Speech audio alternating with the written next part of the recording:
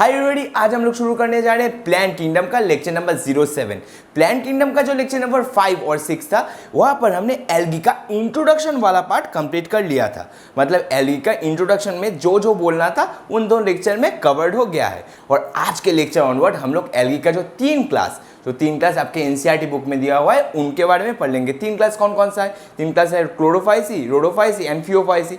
उन तीन क्लासेस को आज के लेक्चर में हम लोग इन डेप्थ स्टडी कर लेंगे। देखिए, मैं चाहता तो तीन क्लास को एक लेक्चर में ही कवर कर सकता था, पर उससे क्या होगा, उससे बेकार लेक्चर का लेंथ बड़ा हो जाएगा और आपको देखने में भी बहुत प्रॉब्लम होगा। तो फिर मैं क्या करूँगा, अभी रिकॉर्ड करूंगा, मतलब एक ही बार में पूरा रिकॉर्ड करूंगा, पर उन तीन क्लासेस को मैं सेपरेट वीडियो में आपको डिलीवर कर दूंगा। तो फिर क्या होगा, आपके समय अनुसार आप 15 से 16-17 मिनट का वीडियो इजीली देख पाओगे, एट अ स्ट्रेच देख लोगे। तो फिर वो क्लास एल्गी का आपका कंप्लीट हो जाएगा, इन डेप्थ पूरा डिटेल्स में कंप्लीट हो जाएगा। तो फिर आज के लेक्चर में हम लोग क्या करेंगे, आज के लेक्चर में हम लोग क्लोरोफाइसी जो पार्ट है, क्लोरोफाइसी का जो क्लास है, उसको पूरा डिटेल्स में उसका प्रॉपर डाइसेक्शन आज कर देंगे। तो फिर सभी इधर उधर देखना बंद कर दीजिए, अपने सामने एक पेन, कॉपी और एनसीईआरटी बुक लेकर बैठ जाए। मैं हूं शायद नरेंद्र और आप देख रहे हैं study diversity. So let's start our today's topic. तो चलिए आज का टॉपिक हम शुरू कर लेते हैं, जो कि है क्लोरोफाइसी। तो फिर सभी हेडिंग दे लीजिए, Chlorophyceae.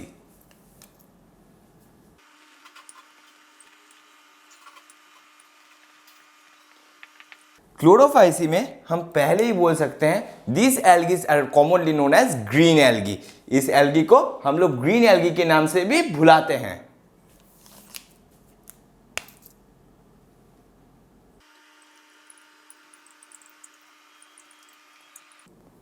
It is all commonly known as green algae.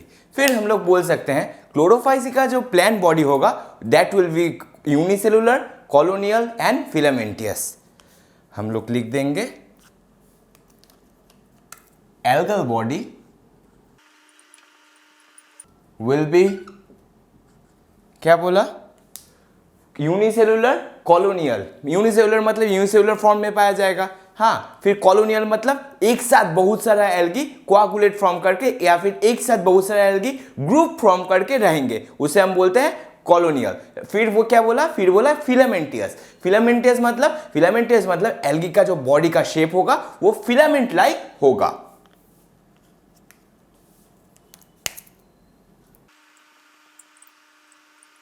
And filamentous. अच्छा, फिर हम लोग बोल सकते हैं ग्रीन एल्गी, इसको भुला रहे हैं। देखिए, हम लोग क्लोरोफाइसी को ग्रीन एल्गी बोल रहे हैं। क्लोरोफाइसी के बॉडी का कलर ग्रीन क्यों होता है, मतलब क्लोरोफाइसी के बॉडी का कलर ग्रीन होता है, इसीलिए उसको ग्रीन एल्गी बुला रहे हैं। हाँ, तो फिर क्लोरोफाइसी का बॉडी का कलर ग्रीन क्यों होता है? देखिए, क्लोरोफाइसी के बॉडी में एक स्पेशल पिगमेंट रहता है, जो कि है chlorophyll A and chlorophyll B. Due to presence of chlorophyll A and chlorophyll B, the color of the body of chlorophylli will be green. अच्छा, इसे लिख देंगे, पिगमेंट लिखेंगे हम लोग chlorophyll A and B।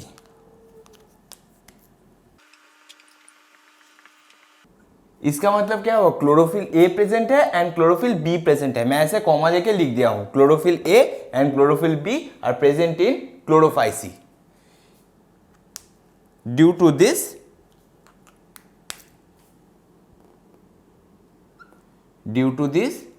color of the body algae become green. The color of the body of the algae is green due to presence of pigment chlorophyll A and chlorophyll B. That's why we are calling chlorophysi green algae. That's why chlorophysi is commonly known as green algae due to presence of chlorophyll A and chlorophyll B. अच्छा, chlorophyll A and chlorophyll B जो pigment है वो कहाँ रहेगा, उसका specific location क्या है ये बताइए। वो तो साइटोप्लाज्म में यूं ही फ्लोट नहीं करेगा, उसका तो एक स्पेसिफिक लोकेशन बताना पड़ेगा। तो फिर हम लोग बोलेंगे chlorophyll A and chlorophyll B are the pigment present inside chloroplast.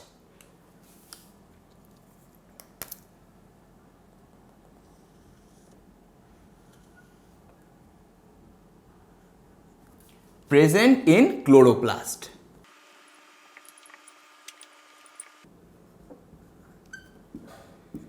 अभी आपको एक चीज बताना है कि सभी जगह का, इंडिया में हर एक स्टेट का एक स्पेसिफिक काइंड ऑफ फूड होता है, मतलब स्पेसिफिक काइंड ऑफ एक स्पेशल फूड होता है जो वहाँ का बेस्ट पाया जाता है। जैसे कलकत्ता का रसगुल्ला हो गया, मेरे यहाँ का फिर एक पांतुआ करके एक मिठाई आता है वो हो गया। फिर जो साउथ इंडिया का दही बड़ा, इडली सांभर डोसा चटनी वो सब हो गया।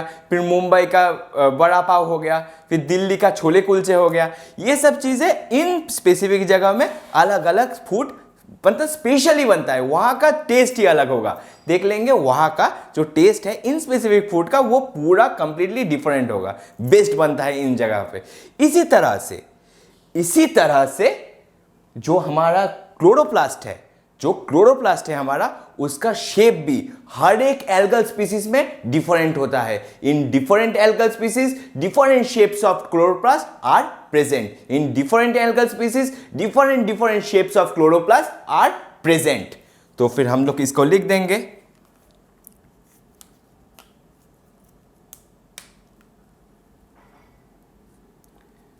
Shape of chloroplast vary from species to species in algae.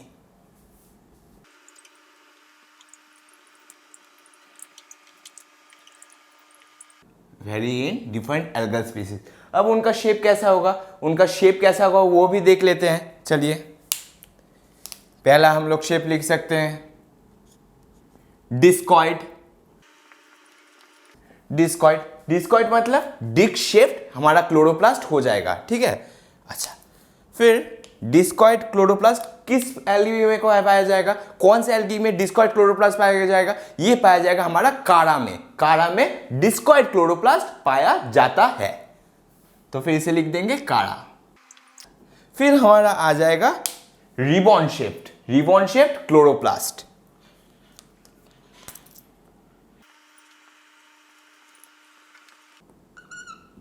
Ribbon shape किस में पाया जाएगा? रिबॉन शेप या फिर स्पाइरल शेप जो है वो पाया जाएगा हमारा स्पाइरोगाइरा में। इसको रिबॉन शेप को हम लोग स्पाइरल भी बोल सकते हैं। हमारा जाएगा स्पाइरोगाइरा में।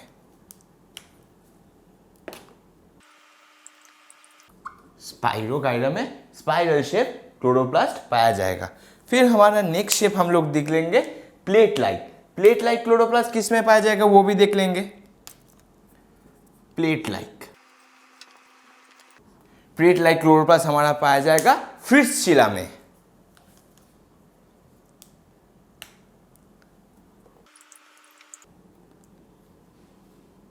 फ्रिट्ज़शिला इज सच ए एल्गी जिसमें प्लेट शेप क्लोरोप्लास्ट पाया जाएगा। क्लोरोप्लास्ट जो पाया जाएगा will be in the form of a plate. अच्छा, फिर हम लोग बोल सकते हैं रेटिकुलेट शेप्ड। रेटिकुलेट कहां पर पाया जाएगा? रेटिकुलेट पाया जाएगा ओडिगोनियम में।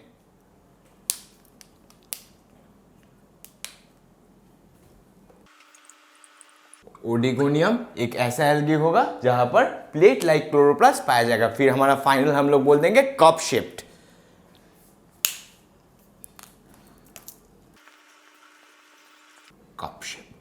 कप शेप क्लोरोप्लास्ट कहां देखा जाएगा?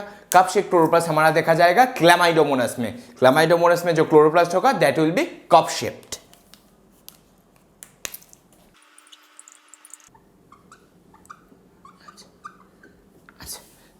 ये कंप्लीट हो गया आपका various shapes of chloroplast found in different species of algae. Different species of algae में यही शेप्स ऑफ क्लोरोप्लास्ट पाए जाते हैं और आपके एनसीईआरटी बुक में यही 4-5 शेप दिया हुआ है। अच्छा, हम लोग नेक्स्ट पॉइंट में डिस्कस कर लेंगे कुछ स्टोरेज बॉडीज के बारे में। क्लोरोफाइसी में एक स्पेशल स्टोरेज बॉडी पाया जाता है जिसे हम कहेंगे pyrenoid is a storage body, is a special storage body found in only algal species of chlorophyceae. अच्छा, इसको लिख देंगे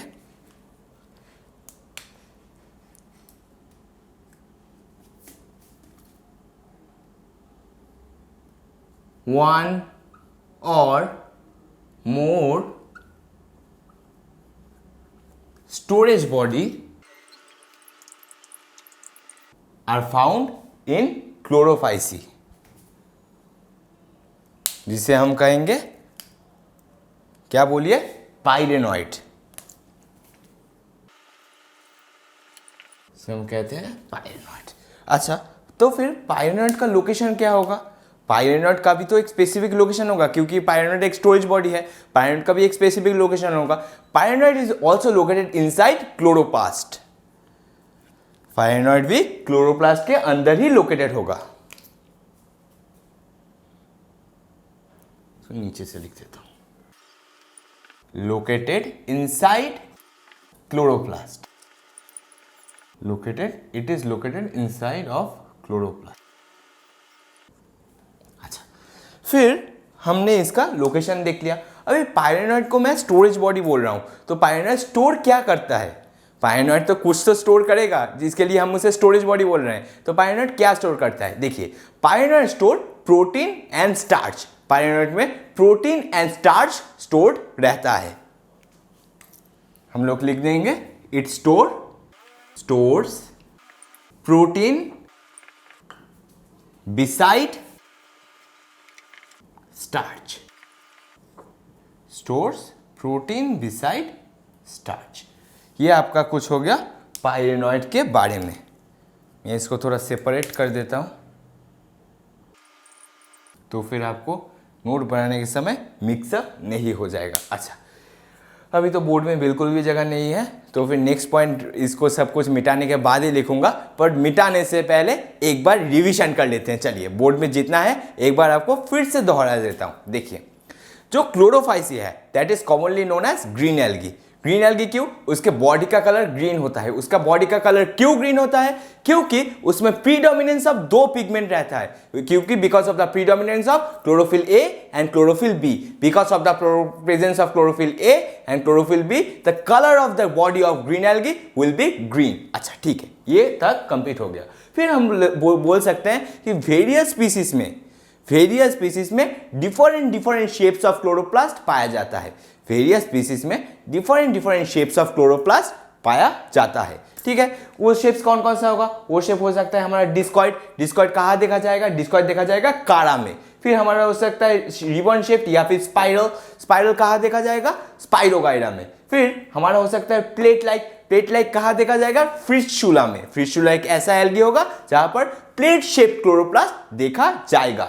फिर हम लोग बोल सकते हैं रेटिकुलेट कहाँ देखा जाएगा? रेटिकुलेट देखा जाएगा उडोगोनियम में। उडोगोनियम में एक ऐसा एल्गी होगा जहां पर जो क्लोरोप्लास्ट होगा दैट विल बी रेटिकुलेट। अच्छा, कप शेप देखा जाएगा क्लैमाइडोमोनास में। अब जो हमारा क्लोरोप्लास्ट है उसमें क्या क्या कॉन्टेंट्स आ रहा है?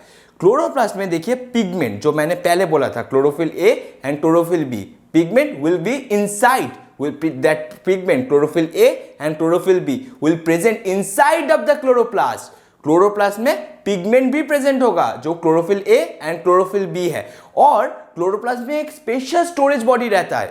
क्लोरोप्लास्ट में एक स्पेशल स्टोरेज बॉडी भी प्रेजेंट होता है जिसे हम कहेंगे पाइरेनॉइड। क्लोरोप्लास्ट में एक स्पेशल स्टोरेज बॉडी प्रेजेंट रहता है जिन्हें हम कहेंगे पाइरेनॉइड। पाइरेनॉइड क्या स्टोर करता है? पाइरेनॉइड प्रोटीन एंड स्टार्च को स्टोर करेगा। पाइरेनॉइड प्रोटीन एंड स्टार्च को स्टोर करेगा। चलिए, ये आपका पूरा डिवीजन हो गया। इस बोर्ड में जो जो लिखा था पॉइंट, ये मैंने पूरा आपका रिवीजन करवा दिया एक बार। चलिए, इसको आप जल्दी से लिख लीजिए, फिर हम नेक्स्ट पॉइंट की तरफ मूव ऑन करेंगे। जल्दी से लिखिए। चलिए, आई गेस अब सभी लोगों ने ये सारा चीजें अभी तक लिख लिए होंगे, तो फिर मैं इसे मिटा देता हूं। आपको याद है क्लास में एक ऐसा बच्चा जरूर होता था, मतलब मैं क्लास 5, 6, 7 के बात कर रहा हूँ, मतलब 11, 12 में तो ऐसा होता ही नहीं है।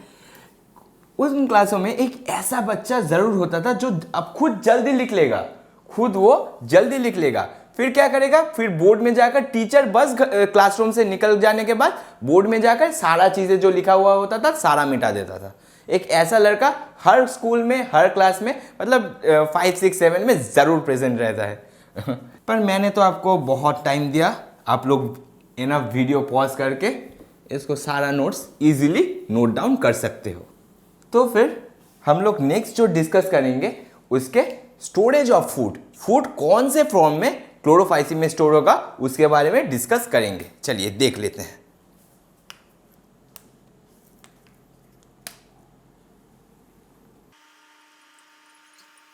देखिए, इन क्लोरोफ्लाइसी food is mainly stored in the form of starch, but in some species of chlorophyce food is stored in the form of oil droplet.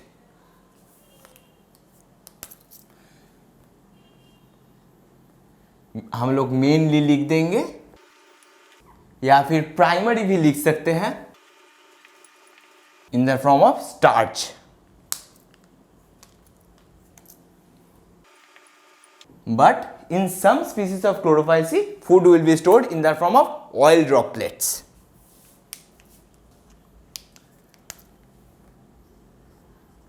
Some species, food will be stored in the form of oil droplet.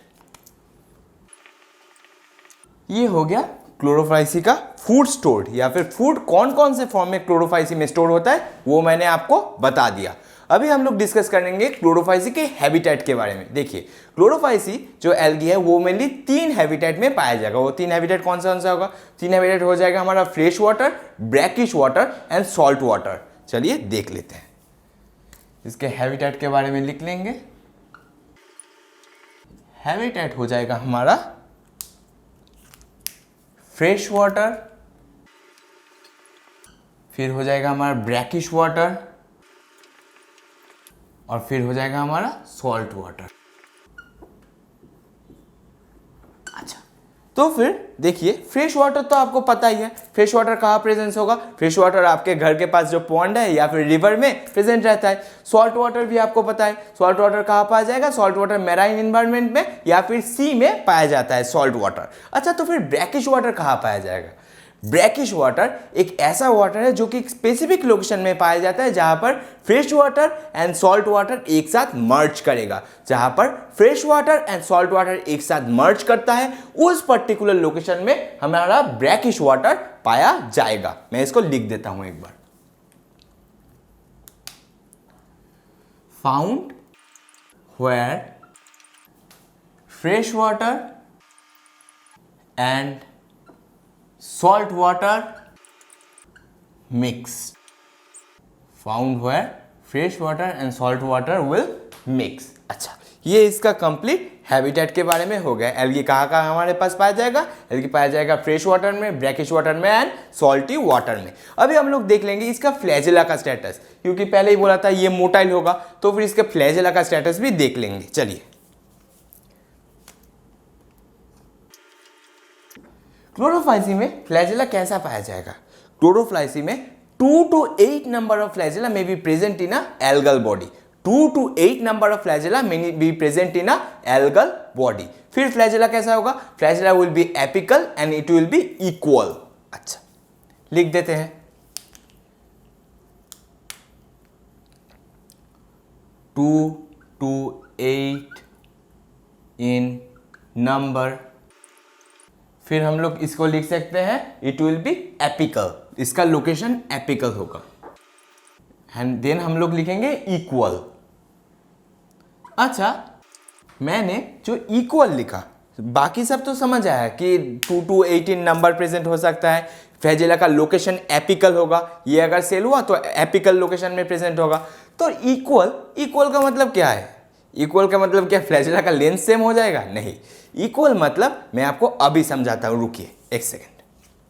देखिए, algae में 2 types of flagella present रह सकता है. एक हो सकता है tensile, एक हो सकता है व्हिप्लैश. अभी ड्रॉ करूंगा उसको, रुकिए. अगर ये मेरा एक एल्गल सेल हो गया, ये मेरा सपोज एक एल्गल सेल हो गया, यहाँ पर फ्लैजेला प्रेजेंट है, एपिकल फ्लैजेला प्रेजेंट है यहाँ पर. अभी जो फ्लैजेला हो सकता है, flagella can be of 2 types. एक हो सकता है हमारे पास व्हिप्लैश जो आपको बोला, और एक हो सकता है हमारे पास टेंसाइल. अच्छा, तो फिर टिंसल जो फ्लैजेला होगा वो कैसा होगा? टिंसल वैसा फ्लैजेला होगा जहां पर हेयर प्रेजेंट है. जिन फ्लैजेला में हेयर लाइक आउटग्रोथ प्रेजेंट होगा उसको हम लोग टिंसल फ्लैजेला कह देंगे. हम लोग यहां पर लिख देंगे हेयर लाइक आउटग्रोथ प्रेजेंट।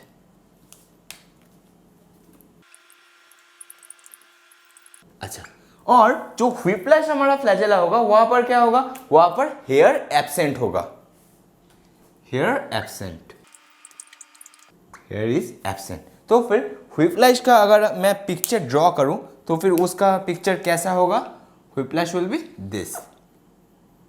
ये हो गया हमारा व्हिप्लैश फ्लैजेला। और अगर मैं टेंसिल का फिगर ड्रॉ करूं तो वहां पर ऐसा ऐसा हेयर प्रेजेंट रहेगा, वहां पर ऐसे ऐसे हेयर प्रेजेंट रहेंगे। This flagella is known as tinsel flagella because इसमें हेयर प्रेजेंट है। अच्छा, ये दोनों फ्लैजेला का हमारा टाइप हो गया। अभी हम लोग देख लेते हैं, अगर अभी ये जो एल्गी मैंने ड्रॉ किया हूं, अभी ये जो एल्गी मैंने अभी ड्रॉ किया, यहाँ पर फ्लैजेला देखिए दोनों ही व्हिप्लैश टाइप्स का है, यहाँ पर फ्लैजेला दोनों ही सेम टाइप्स का है। तो फिर इसीलिए हम इसको बोल देंगे दिस बॉडी या फिर this algal cell have equal flagella, this algal cell have equal flagella because इसमें दोनों जो फ्लैजेला है वो सेम टाइप्स का है, वो दोनों जो फ्लैजेला है वो सेम व्हिप्लैश टाइप्स का है, इसीलिए हम इसको बोलेंगे फ्लैजेला इज इक्वल। अच्छा, इसको ऐसे मार्किंग कर देंगे, व्हिप्लैश टाइप्स का फ्लैजेला होगा और इसको हम बोल देंगे flagella is equal, flagella equal हो गया। अच्छा, अगर हम एक ऐसा एल्गी ड्रॉ करें जहां पर दो फ्लैजेला जो है, दो फ्लैजेला डिफरेंट टाइप्स का हो, दो फ्लैजेला डिफरेंट टाइप्स का हो, एक हो हमारा व्हिप्लैश और एक हो हमारा टेंसिल, ड्रॉ कर लेते हैं तो फिर देख लेंगे हमारा अगर ऐसा कुछ केस हो, हमारा एक जो फ्लैजेला हो वो टेंसिल हो और एक जो फ्लैजेला हो वो व्हिप्लैश हो। हमारा अगर ऐसा कुछ फ्लैजेला हो, मतलब एक एल्गी में, एक एल्गल बॉडी में ऐसे फ्लैजेला प्रेजेंट रहे, एक हो गया हमारा टेंसिल, एक हो गया हमारा व्हिप्लैश, ऐसा फ्लैजेला अगर प्रेजेंट रहे तो फिर हम बोलेंगे flagella is unequal, flagella is unequal because different types of flagella is present. एक हो गया हमारा व्हिप्लैश और एक हो गया हमारा टेंसिल। अच्छा, इसको हम क्या बोलेंगे, flagella is unequal, flagella is completely unequal. अभी आप पहले इसको जल्दी से नोट कर लीजिए, फिर हम इसके नेक्स्ट पॉइंट की तरफ मूव ऑन करेंगे। पहले अब इन चीजों को जल्दी से लिख लीजिए। देखिए, मिटाने से पहले हम लोग क्या करते हैं, एक बार रिवीजन कर लेते हैं। चलिए देखिए, जो फूड स्टोर है, जो फूड स्टोर है, फूड मेनली क्लोरोफाइसी में in the form of starch store होगा। जो प्राइमरीली फूड स्टोर होगा that will be in the form of starch. अच्छा, in some species of chlorophyceae food may be stored in the form of oil droplet, food also be stored in the form of oil droplet। अच्छा, ये हो गया। अभी हम इसके habitat के बारे में डिस्कस कर लेते हैं। क्लोरोफाइसी हमें कहाँ मिलेगा, क्लोरोफाइसी हमें कहाँ मिलेगा, क्लोरोफाइसी हमें मिलेगा आपके घर के पास जो पॉन्ड है, आपके घर के पास जो पॉन्ड है, जो रिवर है, वहां पर मिलेगा। मतलब क्लोरोफाइसी हमें फ्रेश वाटर में मिलता है, क्लोरोफाइसी हमें मैराइन वाटर में मिलेगा, क्लोरोफाइसी हमें ब्रैकिश वाटर में भी मिलेगा। ब्रैकिश वाटर का मतलब क्या है, ब्रैकिश का वाटर का मतलब ऐसा वाटर जहां पर fresh water and marine water एक साथ मिक्सअप हो, जहां पर फ्रेश वाटर और मैराइन वाटर एक साथ मिक्सअप हो, वहां पर हमें उस वाटर को हम बोल देंगे ब्रैकिश वाटर, वहां पर भी हमें क्लोरोफाइसी मिल जाएगा। फिर हम लोग इसके फ्लैजेला के बारे में डिस्कस कर लेंगे। देखिए, फ्लैजेला कैसा पाया जाएगा, flagella will be 2 to 18 number, it will be equal. Equal मतलब क्या है, इक्वल मतलब है जो दो फ्लैजेला है will be of same types, दोनों व्हिप्लैश हो सकता है या फिर दोनों टेंसिल हो सकता है। यहां पर मैंने व्हिप्लैश का फिगर ड्रॉ किया हूं, दोनों ऐसा भी हो सकता है कि दोनों ही टेंसिल हो, दोनों में ही हेयर प्रेजेंट हो, ठीक है, ऐसा भी हो सकता है। And flagella will be what, flagella will be apical. देखिए, मैंने इन दोनों फिगर में ही एपिकल फ्लैजेला ड्रॉ किया हूं। एपिकल मतलब ऊपर से फ्लैजेला इमर्ज होगा, फ्लैजेला जो इमर्ज हो रहा है ये सेल के ऊपर से हो रहा है, बॉडी के ऊपर से हो रहा है, इसको हम लोग बोलेंगे एपिकल फ्लैजेला। तो फिर ये चीज आपको पूरा एकदम माइंड में सेट हो गया होगा अभी तक, तो फिर इसको जल्दी से लिख लीजिए। अच्छा मुन्ना, अभी तक तो आप सभी लोगों ने इस चीजों को लिख ही लिए होंगे। मुन्ना, लिखना हो गया तो फिर मैं इसे मिटा देता हूं। रुक जाइए मुन्ना जी, रुक जाइए थोड़ा, इसको मैं मिटा लूँ, फिर मैं और बोलता हूँ। चलिए अभी हम क्लोरोफाइसी का जो सेल वॉल है उसके बारे में डिस्कस कर लेते हैं। क्लोरोफाइसी में कैसा सेल वॉल पाया जाएगा? क्लोरोफाइसी में जो सेल वॉल होगा उसके अंदर में उसका इनर लेयर होगा सेलुलोज का, और जो आउटर लेयर होगा, जो क्लोरोफाइसी का आउटर लेयर होगा, दैट विल बी ऑफ पेक्टोस। हम लोग लिख देंगे सेल वॉल। सेल वॉल कैसा बोला? इनर बोला सेलुलोज, इनर जो लेयर होगा that will B of cellulose,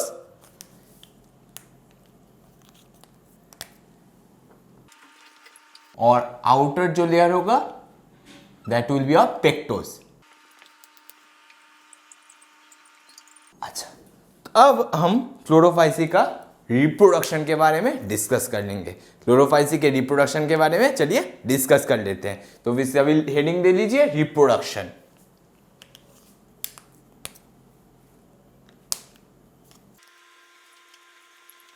अच्छा, क्लोरोफाइसी में कैसा कैसा रिप्रोडक्शन पाया जाएगा? मोड ऑफ रिप्रोडक्शन कैसा कैसा होगा? वेजिटेटिव पाया जाएगा, एसेक्सुअल पाया जाएगा एंड सेक्सुअल भी पाया जाएगा। वेजिटेटिव में कैसा पाया जाएगा? Vegetative reproduction will be via fragmentation and spore formation. Fragmentation and spore formation से हमारा वेजिटेटिव रिप्रोडक्शन हो जाता है। पहला ही लिख देंगे vegetative reproduction. Vegetative will be via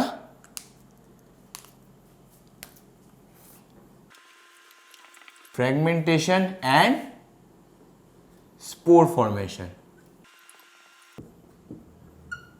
अच्छा, तो फिर vegetative reproduction is via formation of spore and via fragmentation. अभी एसेक्सुअल मोड ऑफ रिप्रोडक्शन कैसे होगा? Asexual reproduction will be via formation of zoospore. Zoospore कहाँ फ्रॉम होता है? पहले लेक्चर में क्या बोला था? जोस्पोर कहाँ फ्रॉम होता है? जोस्पोर फ्रॉम इनसाइड जोस्पोरेंजिया। तो फिर उसको भी लिख देंगे हम लोग वेजिटेटिव रिप्रोडक्शन। एसेक्सुअल, एसेक्सुअल कहाँ होगा? एसेक्सुअल होगा फॉर्मेशन ऑफ जोस्पोर। जोस्पोर कहां पर फ्रॉम होगा? It is from inside of जोस्पोरेंजिया।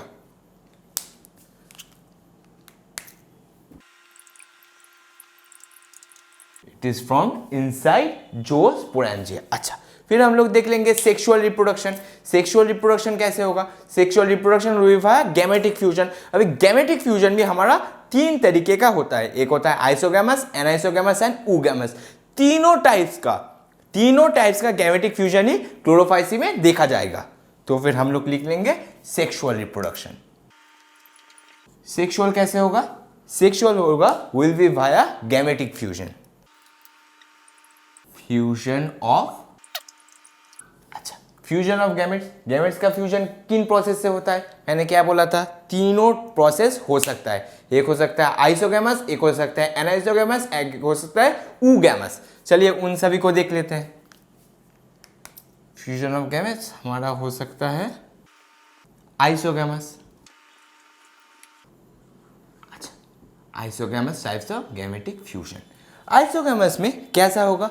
Isogamous में मैंने पहले क्लास में डिस्कस किया था, दो गैमेट जिनका मॉर्फोलॉजी सिमिलर होगा, जिनका शेप एंड साइज सिमिलर होगा, दो गैमेट जिनका शेप एंड साइज सिमिलर होगा, वो फ्यूज करेगा, तब उस पर्टिकुलर गैमेटिक फ्यूजन को हम लोग आइसोगैमस बोल देंगे। अच्छा, आइसोगैमस में भी मैंने दो केस डिस्कस किया था। क्या डिस्कस किया था? अगर दोनों गैमेट का फ्लैजेला प्रेजेंट हो, अगर दोनों गैमेट का फ्लैजेला प्रेजेंट हो तो फिर हम उसे मोटाइल बोल देंगे। अगर दोनों गैमेट का फ्लैजेला एब्सेंट हो, दोनों गैमेट का फ्लैजेला एब्सेंट हो तो फिर हम उसे नॉन मोटाइल बोल देंगे। अभी मैं दो केस इसका बना देता हूं। पहला हो जाएगा हमारा मोटाइल, पहला हो जाएगा हमारा मोटाइल और दूसरा हो जाएगा नॉन मोटाइल। अच्छा, फिर मोटाइल का एक एग्जाम्पल बोलिए। मोटाइल का एक एग्जाम्पल बोलिए। मुन्ना बोल रे, मुन्ना बोल, पढ़ाई लिखाई कर बेटा, बोल मुन्ना। पहले क्लास में ही आपको बताया था, पहले क्लास में ही आपको बताया था मुन्ना। कहाँ है उत्तर? उत्तर दो मुन्ना। देखिए, पहले क्लास में ही आपको बताया था, पहले क्लास में ही आपको एक मोटाइल का एग्जाम्पल बताया था और एक नॉन मोटाइल का एग्जाम्पल बताया था। मोटाइल का एग्जाम्पल हमारे पास क्या हो जाएगा, मोटाइल का एग्जाम्पल हमारे पास हो जाएगा यूलोथ्रिक्स, और नॉन मोटाइल का एग्जाम्पल क्या हो जाएगा, नॉन मोटाइल का एग्जाम्पल हमारे पास हो जाएगा स्पाइरोगाइडा। चलिए लिख देते हैं। पढ़ाई लिखाई अच्छे से करिए। अगर आप ये आंसर नहीं दे पाए हो ना, ये मैंने जस्ट पहले लेक्चर में ही डिस्कस किया था, जस्ट पहले लेक्चर में ही इसको डिस्कस किया था। चलिए, मोटाइल हो जाएगा हमारे पास यूलोथ्रिक्स और नॉन मोटाइल हो जाएगा स्पाइरोगाइडा। फिर हम लोग डिस्कस कर लेंगे एनाइसोगामस टाइप्स ऑफ गैमेटिक फ्यूजन। चलिए देख लेते हैं। अच्छा, एनाइसोगैमस में कैसा होता है, मतलब जो गैमेट का फ्यूजन होता है वो कैसा होता है। एनाइसोगैमस में both the gamete are not morphologically equal, morphologically different gamete fuse together, morphologically different gamete fuse together, उसे हम एनाइसोगैमस बोल देंगे। अच्छा, एनाइसोगैमस का एक एग्जांपल दीजिए। इसको मैं भी डिस्कस किया था, इसको भी मैं बोला था आप देख लीजिए आपका मतलब हालत। अगर आप बोल पाए तो आप मतलब नाचिए अगर आप बोल पाए हो तो आप एकदम बिस्तर में उठिए, उठ के नाचना शुरू कर दीजिए। अगर आप नहीं बोल पाए हो तो फिर अच्छे से पहला लेक्चर देख के आइए। हाँ, तो फिर इसका एग्जाम्पल हम लोग बोल देंगे यूडोरिना। चलिए,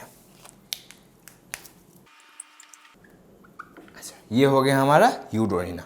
फिर हम लोग ऊगैमस की तरफ मूव ऑन करेंगे। ऊगैमस में गैमेटिक फ्यूजन कैसे होगा, ऊगैमस में जो फीमेल गैमेट एक होगा, एक मेल गैमेट होगा। फीमेल गैमेट जो होगा that will be non motile, that will be large. Female gamete होगा large and always non motile. ये पर्टिकुलरली आपको पहले क्लास में अच्छी तरह से स्टोरी से समझाया था। तो फिर female gamete will be large and always non motile, and male gamete जो होगा हमारा that will be mostly motile and smaller in size. Oogamous में हमारा एग्जाम्पल हो जाएगा वॉलबॉक्स एंड काड़ा।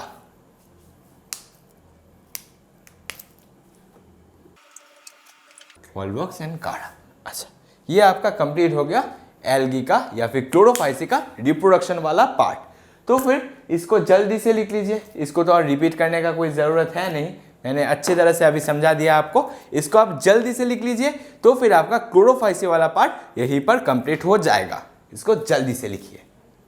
आई थिंक आप सभी लोगों ने अभी तक ये सारा चीज़ें नोट कर लिए होंगे। तो फिर आपसे मुलाकात होगा अगले लेक्चर में, आपसे जस्ट अगले लेक्चर में मुलाकात होगा, जहां पर हम फियोफाइसी को लेकर इन डेप्थ डिस्कस करेंगे। तो फिर चलिए, thanks for attending my lecture.